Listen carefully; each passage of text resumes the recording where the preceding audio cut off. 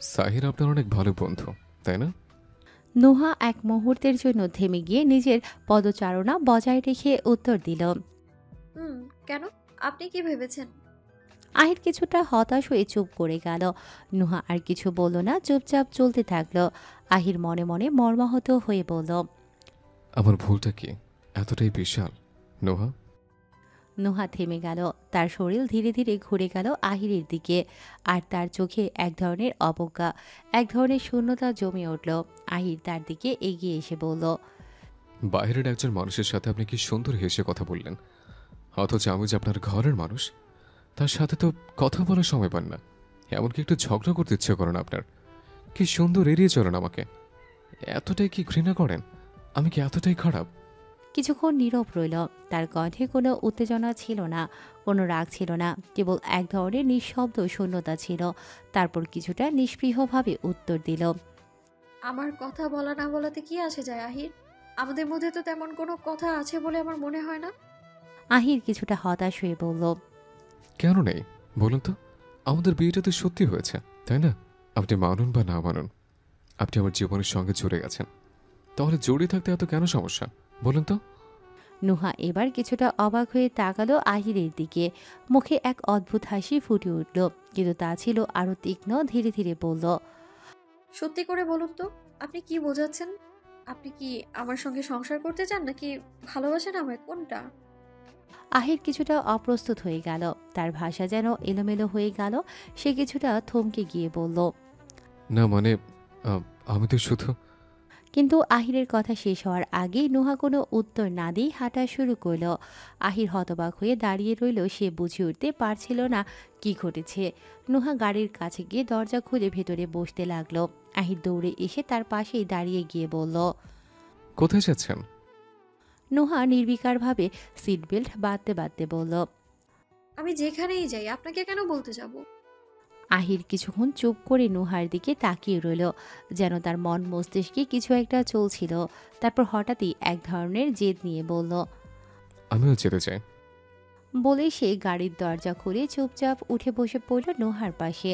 নিচতলা থেকে শেহনাজ মীরের কণ্ঠ শোনা যাচ্ছিল, চিৎকার করে ঈশানকে ডাকছেন। ঈশান ধীর পায়ে সিঁড়ি বেয়ে নিচে নামল। ড্রয়িং রুমে ঢুকতেই সে দেখল সবাই সেখানে জড়ো হয়েছে। তাদের মাঝে দুজন অপরিচিত লোক বসে আছে, তবে একজনকে সে চিনতে পারল। ঈশানকে দেখেই রফমির গম্ভীর স্বরে বললেন। ঈশান, এদিকে এসো। ঈশান কিছু না বলে সামনে গিয়ে দাঁড়ালো। রফির সামনে থাকা ছেলেটার দিকে ইশারা করে বললেন। তুমি ইরফানকে চেনো? ঈশান ঠান্ডা গলায় জবাব দিল। না, সেইভাবে চিনি না। রফির এবার কণ্ঠ কঠোর করলেন। তাহলে মেরেছ কেন? ঈশান মুখ শক্ত করে বলল। গত 3 দিন ধরে ও যেখানে নিশি প্রাইভেট পড়তে যাই সেখানে গিয়ে নিশিকে বিরক্ত করছে। ইরফান কণ্ঠে নাটকীয়তার ছাপ নিয়ে বলল। আঙ্কেল, আমি নিশিকে পছন্দ করি, এটা সত্যি। তাই আমি শুধু ওকে কথাটা বলেছি ব্যাস। কিন্তু ঈশান বিষয়টা নিয়ে বাড়াবাড়ি করছে। ওর সঙ্গে ওর আরও 3জন বন্ধু মিলে আমাকে রাস্তার মধ্যে মারধর করেছে। শেহনাজ মীর রাগে ফেটে পড়লেন। তোর কি মাথা খারাপ হয়ে গেছে ঈশান? তুই এভাবে মাস্তানি করে বেড়াচ্ছিস? ঈশান ক্ষুব্ধ হয়ে তাকালো মায়ের দিকে। আম্মু, তুমি এসব কি বলছো? আর তুই, ইরফান এখন নির্দোষ সাজিস, তাই না? তুই নিশিকে জোর করে ফুল দিতে চাসনি। ও তো না চাইলে জোর করিসনি, ওর হাত চেপে ধরিসনি। তোর যে প্রাপ্য ছিল সেটাই পেয়েছিস। রফির এবার নিশির দিকে তাকিয়ে জিজ্ঞাসা করলেন।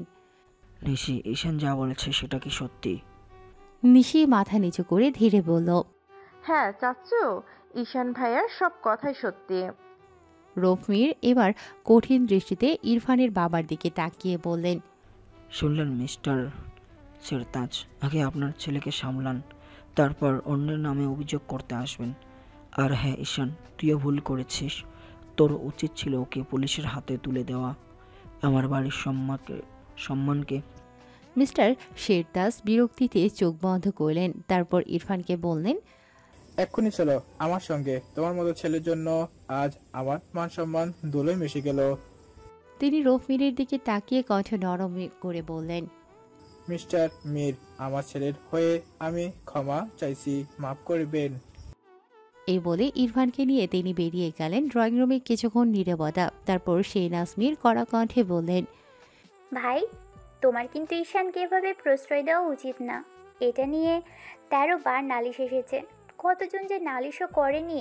ও কিন্তু বিগড়ে যাচ্ছে দিন দিন। ঈশান বিরক্ত হয়ে বলল, আম্মু তুমি যা ইচ্ছা বলো, কিন্তু আমি কিছু ভুল করিনি। শেহনাজ মীর গম্ভীর মুখে বললেন, আমি তোকে সামলানোর ব্যবস্থা করেছি। তোর বিয়ে ঠিক করব। ঈশান হতভম্ব হয়ে তাকালো। কি? আমি এখন বিয়ে করব না? তুমি কি পাগল হয়ে গেছো? রৌফ মীরও গম্ভীরভাবে মাথা নেড়ে বললেন, মা তো ঠিকই বলেছে, তোমার অনার্স শেষ করছো, এবার বিয়ে করো, দায়িত্ব নাও। শেহনাজ, তুই মেয়ে ঠিক কর। এই বলে তিনি উঠে চলে গেলেন। ঈশান হতভম্ব হয়ে তাকিয়ে থাকলো। মামু তুমিও? তার অসহায় মুখ দেখে বাকিরা হাসি চেপে রাখতে পারছিল না। অবশেষে নিশি, অনন্যা আর সালমান জোরে হেসে উঠল। ঈশান হতাশ হয়ে সোফায় লুটিয়ে পড়ল। আরে ভাই, আমার কি এখনো বিয়ের ফুল ফুটেছে নাকি? আহির চারপাশে চোখ বুলিয়ে দেখল সারি সারি খাবারের দোকান, যেখানে প্রতিটা পসরা যেন এক অন্যরকম চিরন্তন আনন্দ ভরা। ফুচকা, ঝালমুড়ি, ভেলপুরি আর নানা রকম মুখরোচক খাবারের ভিড়।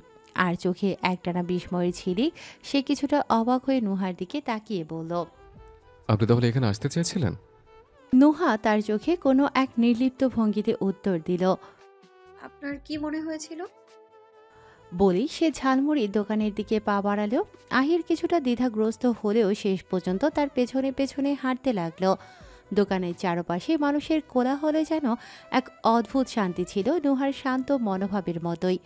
ঝালমুড়ির কাগজে মোড়া প্যাকেটটা হাতে নিয়ে নুহা প্রথমে আহিরের দিকে বাড়িয়ে দিয়ে জিজ্ঞেস করল, আপনি খাবেন? আহির একটু হাসল, তারপর রসিয়ে ঝালমুড়ির প্যাকেটটা নিয়ে মুখে পুরে দিল। ঠিক তখনই দোকানদার কৌতূহল নিয়ে জানতে চাইল। তোমার সঙ্গে কে মা? নুহা এক মুহূর্ত চুপ করে রইল, আর সেই সুযোগে আহির নির্লিপ্ত গলায় বলল, ওনার হাজব্যান্ড। দোকানদার চমকে গিয়ে বলল, তুমি বিয়ে করলে কবে? বা বেশ মানিয়েছে তোমাদের দুজনকে, সুখে থেকো। নুহা দ্রুত টাকা দিয়ে দোকানদারের দিকে তাকিয়ে কোনো কথা না বলে হাঁটতে শুরু করলো। আহির মৃদু হাসল, তারপর বলল, দেখে মনে হচ্ছে দোকানদার আপনার বেশ পরিচিত। হ্যাঁ, আমি প্রায়ই আসি এখানে।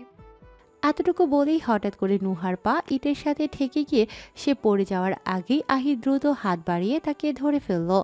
যদিও সে পড়েনি, তবুও নুহার পায়ের আঙুলের নিচে কিছুটা চোট লাগলো। নখ উল্টে সেখানে কিছুটা রক্ত বের হতে শুরু করলো। আপনি ঠিক আছেন? আহির নিচু হয়ে নুহার পায়ের দিকে তাকিয়ে বসে পড়ল। কিছু হয়নি, উঠুন আপনি। এভাবে পায়ের কাছে বসে যান কেন? আহির পকেট থেকে রুমাল বের করে নুহার পায়ের আঙুলে পেঁচিয়ে দিল। দেখছেন না রক্ত বের হচ্ছে? বাসায় ওষুধ লাগাতে হবে। আমি এখনই যেতে চাই না। নুহা খুঁড়িয়ে হাঁটতে শুরু করলো, তবে কিছুটা ক্লান্তি ছিল তার পদক্ষেপে। আহির পেছন থেকে বলল, ঠিক আছে, আমার হাতটা ধরুন, সুবিধা হবে। দরকার নেই, আমি ঠিক আছি। আমার তো মনে হচ্ছে না, আপনার হাতটা দিন। নুহার মুখে একরকম তীব্রতা ফুটে উঠল। বললাম না লাগবে না। ঠিক সেই মুহূর্তে এক মধ্যবয়সী মহিলা পেছন থেকে এগিয়ে এসে কড়া গলায় বলে উঠল, এই যে মেয়ে মানুষ দেখলেই বিরক্ত করতে হবে, তাই না? আহির স্তম্ভিত হয়ে কিছু বুঝে উঠতে পারল না। মহিলা আরও রেগে গর্জন করে বলল, ওদিক ওদিক কি দেখছো? তোমাকেই বলছি, ডিস্টার্ব করছো কেন ওকে? আহির তার চোখে কিছুটা অবিশ্বাস নিয়ে বলল, আন্টি, আপনি ভুল বলছেন। আমি ভুল বুঝছি? রাস্তাঘাটে মেয়েদের হিপটিজিং করে বেড়াও আর বড় বড় কথা বলছো? আহির অবাক হয়ে বলল, নোহা, আমি আপনাকে বিরক্ত করছি? নুহা তৎক্ষণাৎ ঠান্ডা গলায় বলল, আসলে আন্টি আপনি ভুল বুঝছেন, উনি আমার হাজবেন্ড। মহিলা এবার সন্দিহান কণ্ঠে বলল, স্বামী যদি হও তাহলে হাত ধরতে দিচ্ছিলে না কেন? ভয় পেয়েছো? নুহা এক গম্ভীর নিঃশ্বাস নিয়ে ক্লান্ত গলায় বলল, আমি তো একবার বললাম উনি আমার স্বামী। আন্টি আপনি প্লিজ নিজের কাজে মন দিন, প্লিজ আপনি যান। মহিলা গজগজ করতে করতে মুখ ফিরিয়ে চলে গেল। আহির তার চোখে এক গভীর দৃষ্টিতে নুহার দিকে তাকিয়ে রইল। তার ঠোঁটে হালকা হাসির ঝিলিক। আহির নরম কণ্ঠে বলল, হাত দেন। আচ্ছা, আপনাকে দিতে হবে না, আমিই ধরছি। বলে সে নুহার হাত ধরে হাঁটতে লাগলো। নুহা কিছুক্ষণ আহিরের দিকে অবাক হয়ে তাকিয়ে রইল, তবে কোনো কথা বলল না। শুধু কিছুটা অস্বস্তি আর কিছুটা বিস্ময়ের মিশ্রণে তার চোখে এক অব্যক্ত চুপচাপ শূন্যতা ছিল, যা মুহূর্তের শূন্যতাকে যেন আরো গভীর করে তুলেছিল। বসার ঘরটা সরগম। সালমান, নিশি, অনন্যা আর ঈশান মিলে লুডো খেলায় মগ্ন। ঠিক তখনই দরজার পাশে দাঁড়িয়ে আহির সবাইকে লক্ষ্য করল। হাতে করে আনা খাবারগুলো এগিয়ে দিল সবার দিকে। অনন্যা প্যাকেটটা নিয়ে বলল, এত কিছু দারুণ কাজ করেছো ভাইয়া। বাকিরাও বেশ খুশি হলো, কিন্তু ঈশান ছিল চুপচাপ, মুখ ভার করে বসে আছে। আহির সেটা খেয়াল করেই বলল, কি রে ঈশান, এমন মন খারাপ করে বসে আছিস কেন? সালমান, নিশি আর অনন্যা মুখ চাওয়াচাবি করল, তারপর হেসে উঠল একসাথে। কেন আবার? ফুপি বলেছে ছোট ভাইয়াকে এবার বিয়ে দেবে, তাই ভাইয়ার মন খারাপ। অনন্যা ঠোঁট চেপে হাসল। আহির অবাক হয়ে বলল, বলিস কি? এটা তো দারুণ সুখবর। কতদিন পর একটা জমকলে বাংলা বিয়ে দেখব, তো নিজের ভাইয়ের। আহ, কে যে আনন্দ লাগছে। ঈশান মুখ গম্ভীর করে বলল, আহির ভাই, আমার কি এত তাড়াতাড়ি বিয়ের বয়স হয়ে গেল? দাঁত গুনে দেখো, এখনো একটাও ভাঙিনি। আহির হেসে বলল, ও তো সমস্যা না, আমি নিজে ভেঙে দেব। আচ্ছা, তোরা খেল আর খাবারগুলো খা, আমি ওপরে যাচ্ছি। ঠিক তখনই সালমান বলল, দাঁড়া দাঁড়া, তুই তো নোহা ভাবির সঙ্গে বাইরে গিয়েছিলি তাই না আহির? ডেট ছিল নাকি? আহির বিরক্ত হয়ে বলল, তোর ভাও কথা নিজের কাছে রাখ। বলি আহির উঠে চলে গেল। আহির চলে যেতেই নিশি কিছুটা মজা করে বলল, সবাইকে নিজের মতো ভাবে। সালমান মাথা নাড়িয়ে বলল, নিশিও বলল, ঈশান বিরক্ত হয়ে বলল, চুপ কর তোরা দুইজন, আমার মেজাজ খারাপ হচ্ছে। আহির ঘরে ঢুকে দেখল নুহা খাটে বসে ফোনে কারোর সঙ্গে কথা বলছে। কপালটা একটু কুঁচকে গেল, তবে সরাসরি কিছু না বলে কাছে গিয়ে বলল, পায়ে ওষুধ লাগিয়েছেন? নুহা ভ্রু সামান্য উঁচু করে বলল, পরে লাগিয়ে নিব। তারপর আবার ফোনের দিকে মনোযোগ দিল। আহির চোখ সরু করে তাকিয়ে দেখল নুহা কথায় বেশ মগ্ন। কিছুক্ষণ চুপচাপ দাঁড়িয়ে থেকে সে ফার্স্ট এড বক্সটা নিয়ে এলো। তারপর নুহার পায়ের কাছে মেঝেতে বসে একটারে নুহার পা নিজের হাঁটুর উপর তুলে নিল। নুহা চমকে উঠে ফোনটা তাড়াহুড়ো করে রেখে দিল, পা সরিয়ে নিতে গেল, কিন্তু আহির শক্ত হাতে ধরে রাখল। এত নড়াচড়া করবেন না, আমি কিন্তু রুমালটা খুলছি, একটু কষ্ট হলে সহ্য করে নেবেন। আপনি কি করছেন? পা ছাড়ুন আমার। বেশি কষ্ট হচ্ছে? তারপর আর কিছু পাত্তা না দিয়ে আলতো করে রুমালটা খুলল। ক্ষতটা দেখে এক মুহূর্ত থেমে গেল, তারপর সাবধানে ওষুধ লাগাতে শুরু করলো। ওষুধের সংস্পর্শে নুহা ব্যথায় চোখ মুখ শক্ত করে ফেলল, কিন্তু মুখ দিয়ে কোনো শব্দ বের করলো না। আহির সেটা খেয়াল করলো। ধীরে ধীরে ওষুধ লাগিয়ে মুখ দিয়ে আস্তে আস্তে ফু দিতে লাগলো, যেন ব্যথাটা একটু কমে। নুহার চোখ বিস্ময়ে বড় হয়ে গেল। সে অবাক হয়ে আহিরকে দেখতে লাগলো, কিন্তু আহিরের পুরো মনোযোগ ছিল নুহার পায়ের ক্ষতের দিকে। ঠিক তখনই দরজার সামনে এসে দাঁড়িয়েছিল নিশি। ঘরে ঢোকার জন্য এক পা বাড়িয়েছিল, কিন্তু যা দেখলো তাতে একেবারে থমকে গেল। বিস্ময়ে চোখ গোল হয়ে গেল তার। এরপর হঠাৎ পেছন থেকে কেউ ওর মুখ চেপে ধরে টেনে নিয়ে গেল অন্ধকার করিডোরের দিকে। নুহা বিরক্তির স্বরে বলল, হয়ে গেছে, এবার উঠুন, আমার এত উপকারের প্রয়োজন নেই। আহির ধীরে ধীরে উঠে দাঁড়ালো। আপনি জানেন, আপনার এই ব্যবহারের জন্যই আপনি এতটা একা। সবাইকে নিজের শত্রু ভেবে দূরে সরিয়ে রাখেন। একবার নিশিকে দেখুন, সে তো এবারে সবার সাথে মানিয়ে নিয়েছে, হাসি খুশি ঘুরে বেড়াচ্ছে। তাহলে আপনার এবার সমস্যা কোথায় নুহা? সবসময় এইভাবে মুখ গোমরা করে একা একা থাকলে কি পাবেন? মানুষকে অবিশ্বাস করতে করতে একদিন দেখবেন নিজেকে আর বিশ্বাস করতে পারবেন না। তার চেয়ে সবার সাথে মিশে যান, জীবনটা অনেক সহজ হয়ে যাবে। নুহা বিরক্ত হয়ে বলল, আমি এভাবেই ঠিক আছি, আমাকে নিয়ে আপনাকে ভাবতে হবে না। আপনার সাথে একটু ভালোভাবে কথা বলেছি বলে মনে করবেন না যে আমি আপনাকে আমার স্বামী হিসেবে মেনে নিয়েছি। আহির ঠোঁটের কোণে এক চিলতে তাচ্ছিল্যের হাসি টেনে বলল, আসলে কিন্তু তখন তো বলছিলেন উনি আমার হাজব্যান্ড। আপনি নিজের কাছে যান। নুহা ভ্রু কুঁচকে বলল, তাতে কি? আমি তো শুধু আপনাকে বাঁচিয়েছি, আপনার উচিত ছিল ধন্যবাদ দেয়া আমায়। আহির সংযত কণ্ঠে বলল, এটা তো আপনার দায়িত্ব ছিল, এর জন্য ধন্যবাদ কেন দেব? স্বামী স্ত্রীর মধ্যে এসব চলে? বরং কিছু দিলে অন্য কিছু দেব। নুহা বিরক্ত হয়ে বলল, আমার কিছুই চাই না, সরুন আমার সামনে থেকে। বলে পাশ কাটিয়ে চলে যেতে উদ্যত হলো, কিন্তু যাওয়ার আগেই আহির তার হাত চেপে ধরে সামনে টেনে আনলো।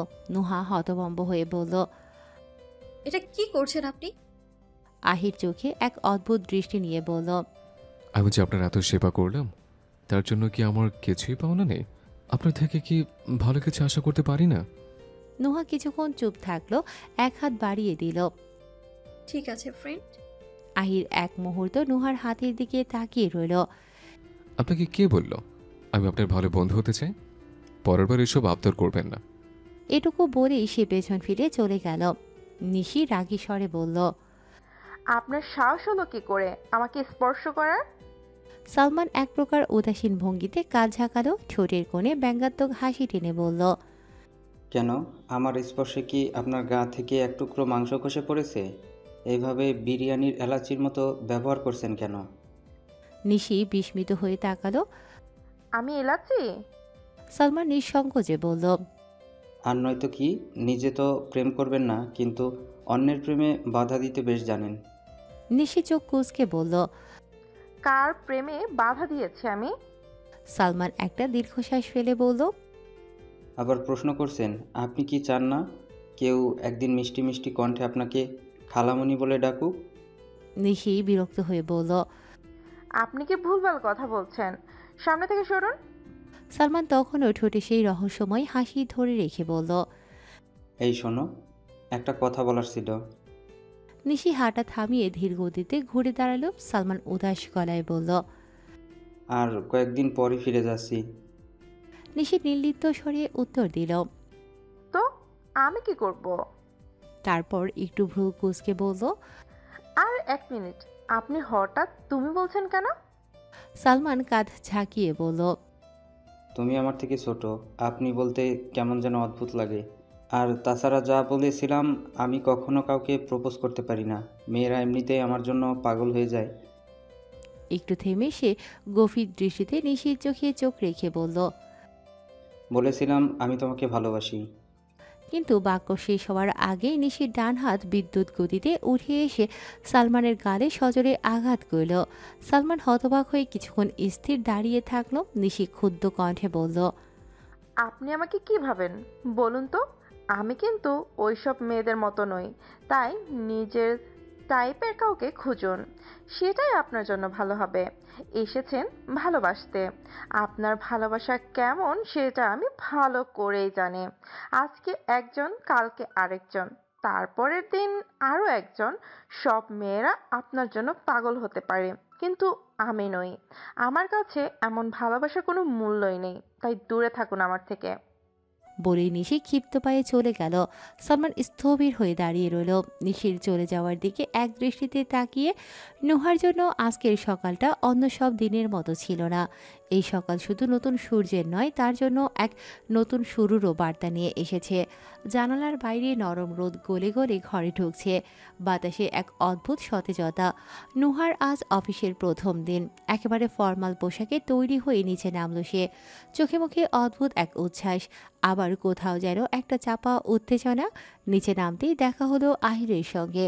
আহিরের চোখ আটকে গেল নুহার উপর। প্রতিদিনের চেনা মেয়েটা যেন আজ একদম ভিন্ন লাগছে।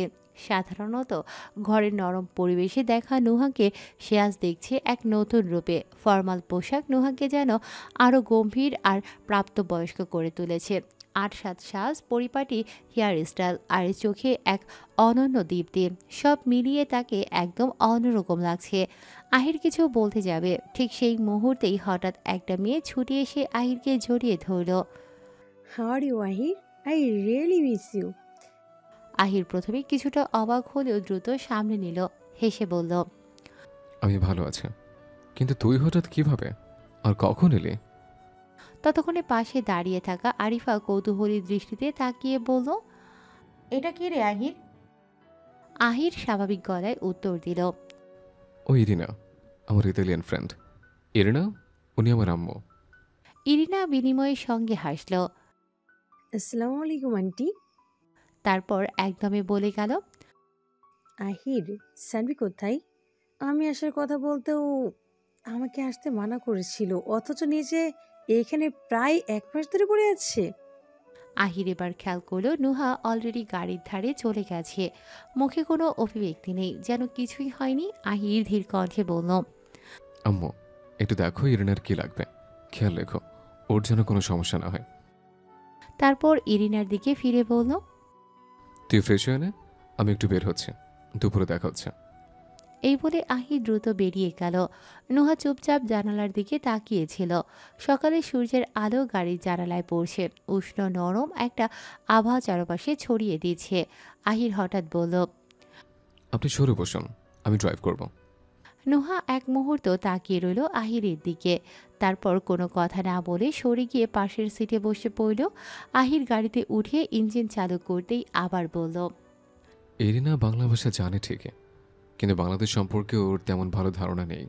তাই আমি কি কিছু জিজ্ঞেস করেছি? করিনি তো, তাহলে এত কথা কেন বলছেন? চুপচাপ গাড়ি চালান, দেরি হচ্ছে। নুহার কণ্ঠস্বরে একরকম অনাগ্রহ আর বিরক্তি মিশেছিল। আহির একটু হাসল, তারপর হঠাৎ নুহার দিকে ঝুঁকিয়ে এলো, এত কাছাকাছি যে নুহার শ্বাস পর্যন্ত আটকে গেল মুহূর্তের জন্য। কি করছেন আপনি? কিন্তু আহির কোনো কথা না বলে নুহার সিট বেল্টটা লাগিয়ে দিল। তারপর একইভাবে থেকে তার চোখের দিকে তাকিয়ে জিজ্ঞেস করলো, আপনি কি রেগে আছেন নুহা? নুহা দ্রুত আহিরকে ঠেলে সরিয়ে দিল। রেগে কেন থাকবো? আর আপনি নিজের লিমিটে থাকুন, বুঝলেন? আহির কিছু না বলে মুচকি হাসলো, তারপর গাড়ি চালানো শুরু করলো যেন কিছুই হয়নি। অফিসের প্রথম দিন ছিল নুহার জন্য এক নতুন অভিজ্ঞতা, এক নতুন সূচনা। রফমির অফিসের ম্যানেজার তাদেরকে স্বাগত জানিয়ে সবার সাথে পরিচয় করিয়ে দিলেন। অফিসের পরিবেশ, কর্মীরা সবাই যেন নুহাকে খুব ভালোভাবে গ্রহণ করেছে।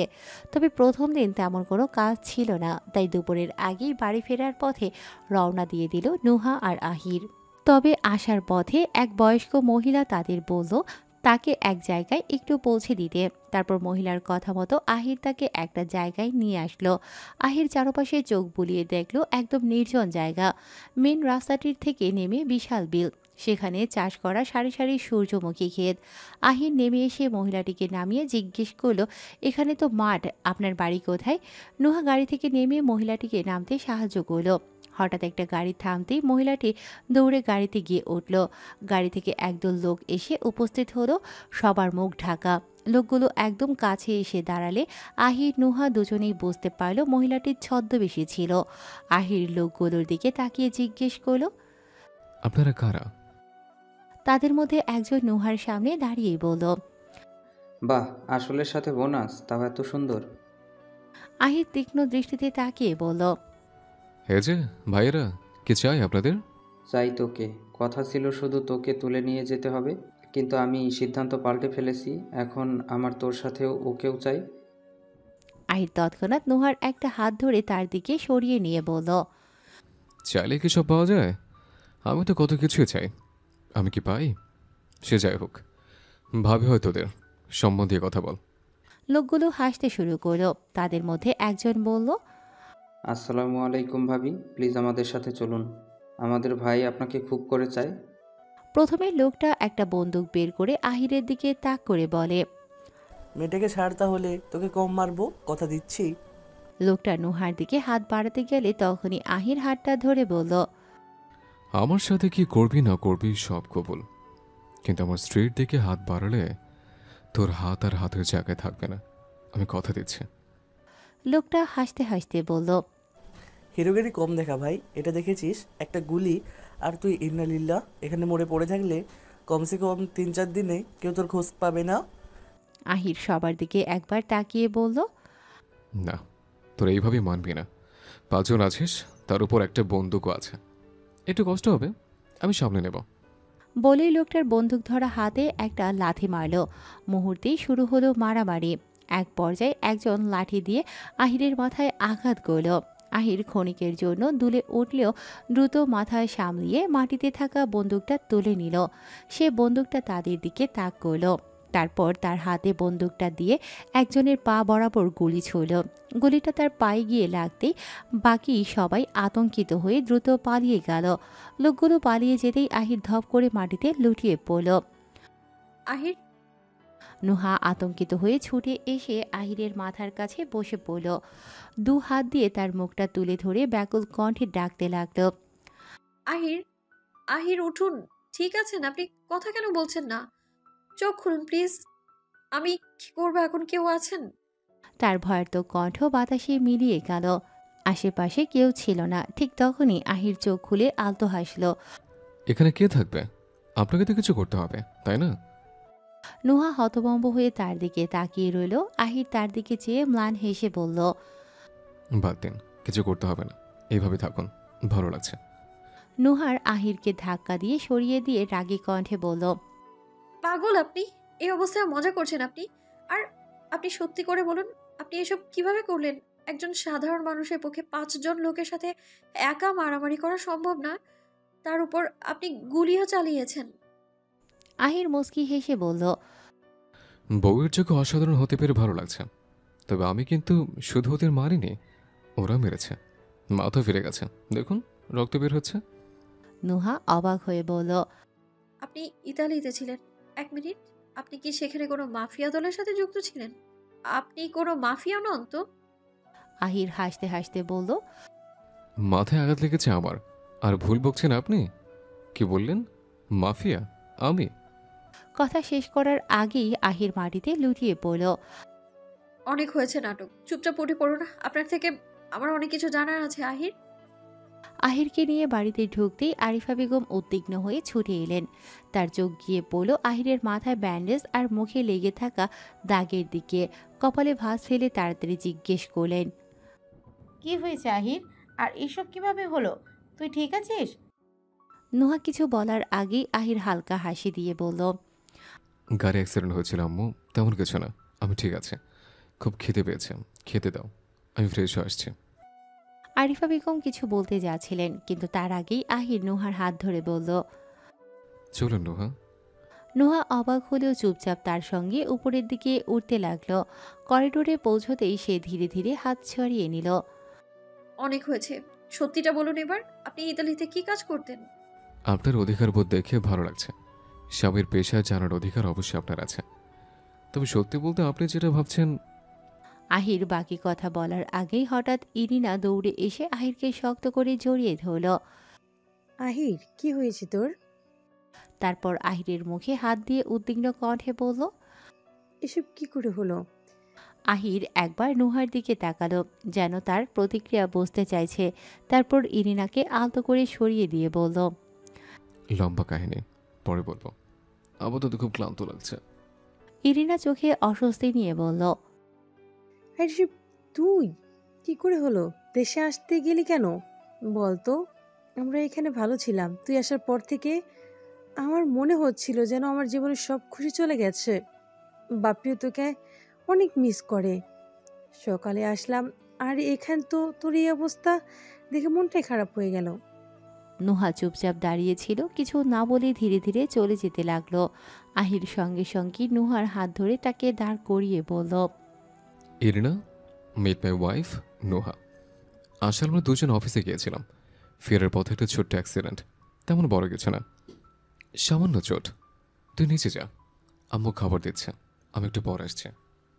ততক্ষণে নুহা আহিরের হাত ছাড়িয়ে চলে গেছে। আহির তাকিয়ে রইল তার চলে যাওয়ার পথে, কিন্তু কিছু বলল না। দুপুরের খাবার শেষে নুহা একটু সময় নিয়ে নিজের মতো কাটাতে বাগানে গিয়েছিল। ঠান্ডা বাতাসে মনটা কিছুটা হালকা লাগছিল, কিন্তু ফেরার পথে করিডোরে হঠাৎ ইরিনার সঙ্গে দেখা হয়ে গেল। ইরিনা ধীর পায়ে এগিয়ে এসে হালকা হেসে বলল, নুহা রাইট? নুহা চুপচাপ মাথা নেড়ে সায় দিল। কিছু বলবেন?